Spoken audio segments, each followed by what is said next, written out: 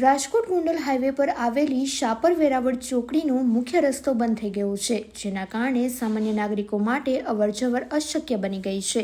City bus, ST bus અને ખાનગી વાહનો માટે પણ કોઈ વૈકલ્પિક માર્ગ નથી। સ્થાનિક ઉદ્યોગકારો અને લોકોએ પંચાયત, ધારાસભ્ય અને હાઈવે ઓથોરિટીની બેદરકારીનો આક્ષેપ કર્યો છે। મુસાફરોને હાઈવેના પુલ સુધી ચાલીને જવું પડે છે, જેના કારણે ખાસ કરીને વૃદ્ધો અને મહિલાઓ મુશ્કેલી અનુભવી રહ્યા છે। આ પરિસ્થિતિને કારણે રોજિંદા મુસાફરી કરતા લોકો અને ઉદ્યોગકારોને ભારે હાલાકી થઈ રહી છે। ક્યાંથી આવો છો? હું રાજકોટથી આવું છું। મારું નામ છે તન્મય કાનાણી અને હું શાપર વેરાવળમાં જાઉં છું ગંગા હાર્ડવેરમાં મારા કામથી। પણ સર્વિસ રોડ શાપરના બધા બંધ છે, પ્રોબ્લેમ બહુ મજા બધા છે। રોડ રસ્તાના કામકાજ કેવા છે? બહુ ખરાબ, અતિશય ખરાબ।